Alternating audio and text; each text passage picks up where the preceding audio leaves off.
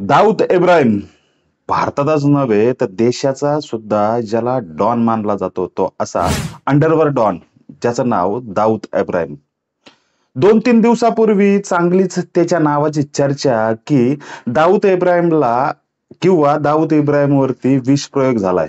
तो अगदी हॉस्पिटलमध्ये मृत्यूशी झुंज सुद्धा घेतोय. अशा काही अफवा किंवा याच्या चर्चा इकडे सुरू सुद्धा झाल्या.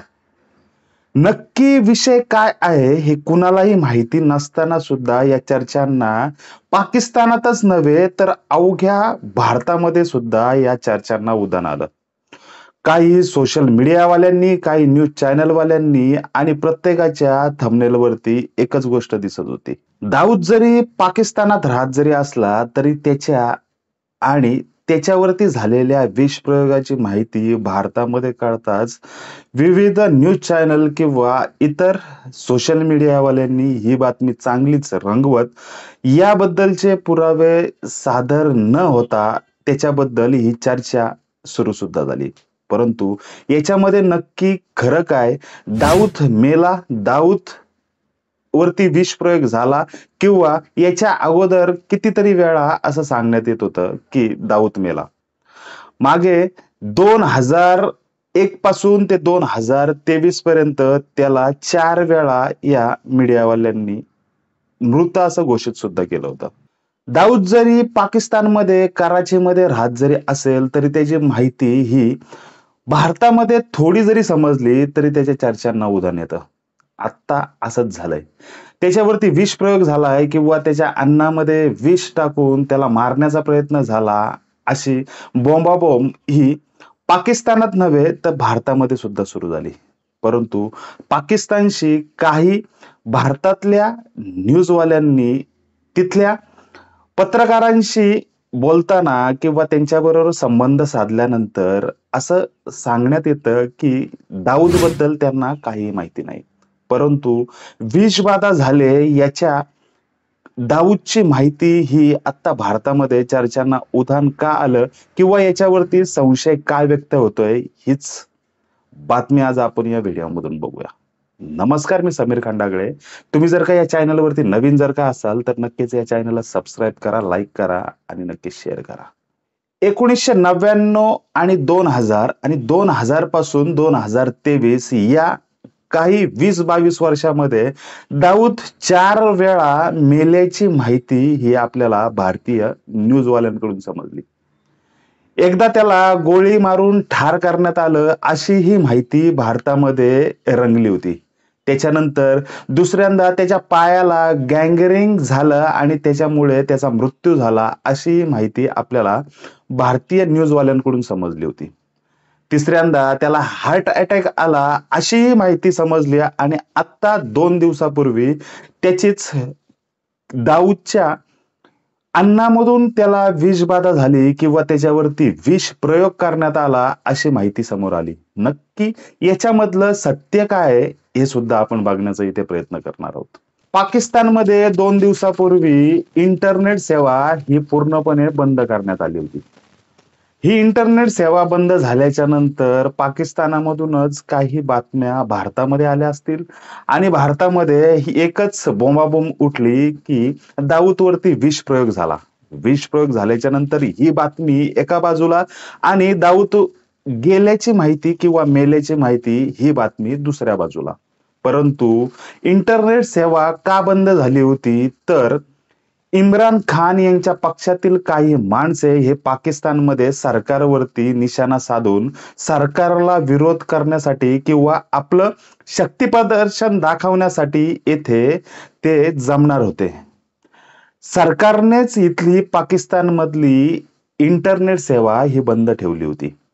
पण याचा चुकीचा फायदा किंवा चुकीचा गैरफायदा घेऊन इथल्या भारतीयांमध्ये दाऊद मेल्याची किंवा दाऊदला विषबाधा किंवा त्याच्यावरती विष प्रयोग झाला आहे अशी बातमी काही लोकांनी रंगवण्यात आली. काही लोकांकडून ही बातमी रंगल्याच्या नंतर बऱ्याचशा तर्क वितर्क मानणाऱ्या किंवा त्याचा अभ्यास करणाऱ्या किंवा दाऊद बद्दल माहिती असणाऱ्या लोकांनी याच्यावरती काही प्रतिक्रिया सुद्धा दिल्या नाहीत. क्राईम ब्रांच असू दे किंवा गुप्तहेर खाता असू दे, यांनी सुद्धा भारतामध्ये कोणताही निशाणा न साधता किंवा दाऊदबद्दल कोणतीही प्रतिक्रिया व्यक्त न करता जर अशी बातमी समोर जर का येत जर का असेल, तर ही चुकीची की बरोबर हे आता आपण इथं ओळखावं. पाकिस्तानातील युट्यूबर किंवा पत्रकार आरजू काझमी हिने प्रथमतः ही बातमी आपल्या युट्यूब चॅनलवरून जगासमोर मांडली. परंतु याच्यामध्ये आरजू काझमी येथे पुढे म्हणते की दाऊद इब्राहिम हा अतिशय आजाराने त्रासलेला आहे. तो उपचार घेत आहे. त्याची तब्येत व्यवस्थित नाही किंवा तो त्याच्या मृत्यूशी झुंज सुद्धा घेतोय. लॉरेन्स बिश्नोई याचं सुद्धा या प्रकरणामध्ये नाव जोडलं जात आहे. लॉरेन्स बिश्नोई याचं आणि दाऊदने दिलेली धमकी याचाच फायदा घेत लॉरेन्स बिश्नोईच्या माणसाने दाऊदवरती विष प्रयोग केला आहे का, असाही संशय इथे निर्माण होतोय. दाऊदला पाकिस्तानमध्ये कराचीमध्ये ज्या हॉस्पिटलमध्ये दाऊदला ठेवण्यात आलं आहे, त्या हॉस्पिटलच्या सगळ्यात वरच्या मजल्यावरती दाऊद उपचार घेतोय असं सुद्धा सांगण्यात येत आहे. दाऊदला इतर कोणतीही माणसं भेटू शकत नाहीत किंवा दाऊदवरती विषबाधा जर का झाली असेल तर ती त्याच्या अन्नातून झाली असेल.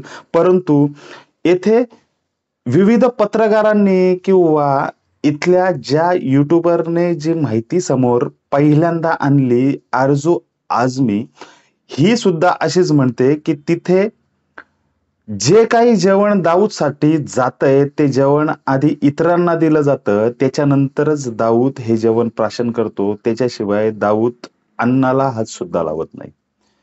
त्याच्यानंतर कडोकोट बंदोबस्त किंवा पाकिस्तानातली मिलिटरी ही सुद्धा किंवा तिथले पोलीस सुद्धा येथे दाऊदला किंवा दाऊदच्या संरक्षणासाठी उभेच असतात. बंदूकधारी पोलीस किंवा आर्मीची माणसं हे पाकिस्तानमध्ये दाऊदचं संरक्षण करतात असं सुद्धा ती म्हणाली. परंतु या चर्चांना उधाण आल्याच्या नंतर इतकी मोठी सुरक्षा असताना किंवा कडोकोट बंदोबस्त असताना दाऊदला विषबाधा होईल का? दाऊद ज्या ठिकाणी राहतो त्या ठिकाणी सुद्धा अशीच परिस्थिती आहे. दाऊदच्या अवतीभवती बंदूकधारी पोलीस असतात किंवा इथली मिलिटरी ही दाऊदला वाचवण्यासाठी किंवा दाऊदला मदत करण्यासाठी नेहमीच उभी असते. पत्रकार राजदीप सरदेसाई यांनी सुद्धा सांगितलं की मी 1996 ला पाकिस्तानमध्ये मॅच बघायला गेलो होतो. त्या ठिकाणी मॅच बघायला दाऊद सुद्धा आला होता आणि हा दाऊद तिथे असताना मला त्याचा इंटरव्ह्यू घ्यावासा वाटला. परंतु मी त्याच्यापर्यंत पोहोचण्याचा प्रयत्न केला किंवा इंटरव्ह्यू घेण्याचा, मुलाखत घेण्याचा प्रयत्न केला, परंतु दाऊदच्या माणसांनी मला अडवलं आणि दाऊद पर्यंत पोहोचूच दिलं नाही. दाऊदचं असणारं संरक्षण करणारी माणसं किंवा पाकिस्तान मधला त्यांचा कायदा किंवा पाकिस्तान त्याला वाचवतंय हे नक्की निश्चित. भारतातून पळून गेलेला दाऊद नक्की आता पाकिस्तानामध्ये आहे याच्यावरती सुद्धा संशय निर्माण होऊ शकतो किंवा दाऊद हा पाकिस्तानमध्येच राहू शकतो असं सुद्धा आपण समजू शकतो. दाऊद आणि भारतामधील इतर ऍक्टर्स किंवा राजकारणातल्या बऱ्याच लोकांशी दाऊदचे चांगले संबंध आहेत असे कितीतरी मीडियावरून किंवा न्यूज चॅनलवरून आपल्याला या बाकीच्या त्यांच्या दाखवल्या गेलेल्या व्हिडिओ मार्फत समजलं सुद्धा आहे. परंतु बाकीचे मंडळी किंवा न्यूज चॅनलवाले जर का ही बातमी दाखवत जर का असतील किंवा त्याच्यावरती विषबाधा झाली किंवा दाऊद मेला अशा 2 बातम्यांना उधाण जरी आलं असेल तरी भारतातील एकही माणूस त्याच्या बद्दल बोलायला तयार नाही. कारण ही बातमी खरी की खोटी किंवा जरी दाऊद मेला तरी ही बातमी जगासमोर कोणी आणणार नाही. कारण जगासमोर जर का आणली तर पाकिस्तानची नाचक्की सुद्धा होईल. कदाचित दाऊद याच्या अगोदर मेला सुद्धा असेल, हे सुद्धा आपल्याला इथे जाणून घ्यावं लागेल. दाऊद कितीतरी असे चेहरे बदलून फिरतो किंवा दाऊद सारखी कितीतरी माणसे इथे तयार केली गेलेली आहेत हे सुद्धा आपण इथे समजलं पाहिजे. कारण या चर्चांना सुद्धा काही 3-4 वर्षापूर्वी उधाण आलं होतं. दाऊद मेला की जिवंत हे खरंच कोणीही सांगू शकत नाही. कारण हे फक्त पाकिस्तानवालेच नक्की सांगू शकतात, की दाऊद मेला की जिवंत आहे. ते सुद्धा तिथले मोठमोठे अधिकारी जे दाऊदशी मिळत असतील किंवा जे दाऊदला भेटायला जात असतील, त्याच लोकांना या बातमीची किंवा या बातमीची लिंक लागू शकते. बाकी इतर लोकांना सांगण्यात काही मजा सुद्धा नाही. भारतातून काही पत्रकारांनी दाऊदचे भाई जावेद मियादाद यांना सुद्धा कॉन्टॅक्ट करण्याचा प्रयत्न केला. याच्यावरती हा कॉन्टॅक्ट झाल्याच्या नंतर जावेद मियादाद यांनी सुद्धा, "मी या प्रकाराविषयी काहीही बोलू शकत नाही. जो काही निर्णय किंवा जे काही बोलायचं असेल ते फक्त पाकिस्तान सरकारच बोलेल. मी या प्रकारावरती काही बोलू शकत नाही." असं त्यांचे याई जावेद मियादाद यांनी सुद्धा सांगितलं.